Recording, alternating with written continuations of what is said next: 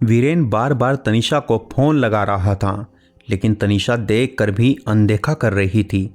उसने सोच लिया था कि अब वो उससे कोई रिश्ता नहीं रखेगी। तभी मैसेज के बीप बजी। वीरेन का मैसेज था, प्लीज़ सिर्फ एक बार मुझसे मिल लो।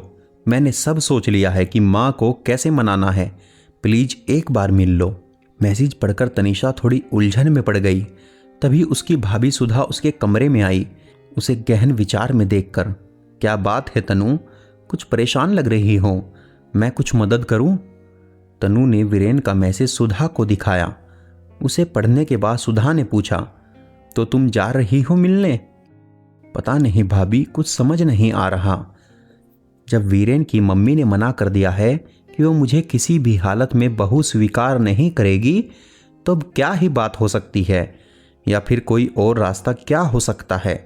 वैसे भी उस दिन उन्होंने आपकी और भैया की बहुत बेइज्जती की। और वीरेन चुपचाप वहीं खड़ा देख रहा था। उसने एक शब्द भी नहीं बोला।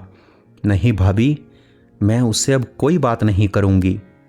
देख तनु, मैं और भैया हमेशा तुम्हारे हर फैसले में साथ हैं, लेकिन सब कुछ खत्म करने से पहले एक बार मिल लो। कल को यह पछतावा न रहे कि काश उस दिन मिल लिए होते।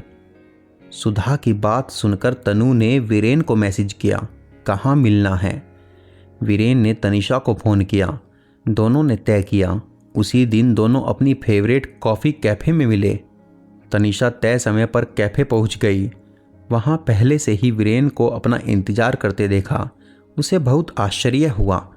हमेशा लेट आने वाला वीरेन आज समय से पहले ही पहुंचकर तनीषा का इंतज़ार कर रहा था।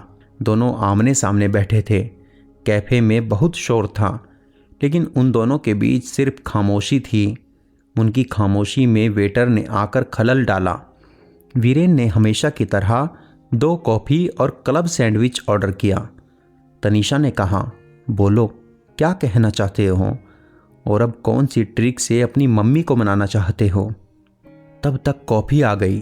कॉफ़ी का सिप लेते हुए वीरेन ने कहा, मैंने माँ से बात की थी और उनकी बात को समझने के बाद मुझे यह समझ आया कि माँ को नौकरी पेशा लड़कियाँ पसंद नहीं हैं।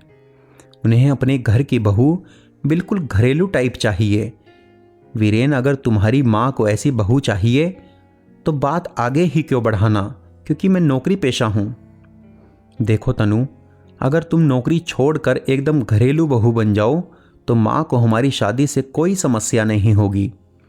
वीरेन, तुमको पता भी है तुम क्या कह रहे हो? मुझे यह समझ ही नहीं आ रहा कि तुम्हारी माँ को नौकरी पेशा लड़कियों से प्रॉब्लम क्यों है। बात कुछ खास नहीं है। दरअसल माँ यह सोचती है कि जो लड़कियाँ नौकरी करती है उनका कैरेक्टर यू नो से तुम्हारा क्या मतलब है?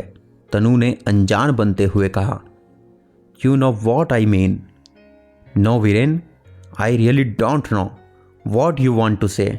तुम जरा खुलकर बताओगे?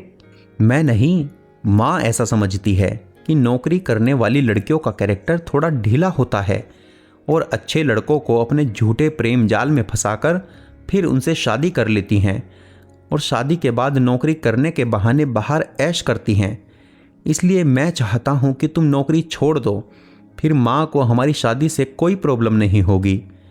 और वैसे भी मैं अच्छा खासा कमाता हूँ और मेरी सैलरी भी तुमसे ज़्यादा ही है, तो तुम घर पर रहकर बहू बनकर आराम करो और मैं बाहर नौकरी।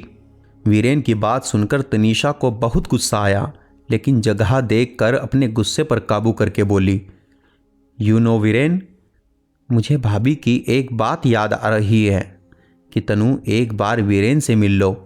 कल को यह पछतावा न रहे कि काश उस दिन मिल लिए होते। तुम्हारी बातें सुनकर मैं बहुत खुश हूँ कि तुमसे मिलने का फैसला एकदम सही था। अगर मैं आज तुमसे नहीं मिलती तो मुझे कैसे पता चलता कि। तनु की आवाज़ थोड़ी तल्ख हो गई। मैंने एक सिख से प्यार किया जिसकी सोच बहुत ही घटिया और बेतुकी है।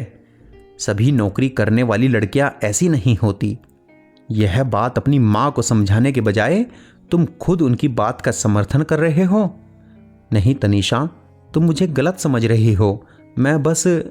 सही कहा, मैं आज तक तुम्हें गलत ही समझती थी, लेकिन अब अच्छे से समझ गई हूँ। अच्छे से कान खोलकर सुन लो।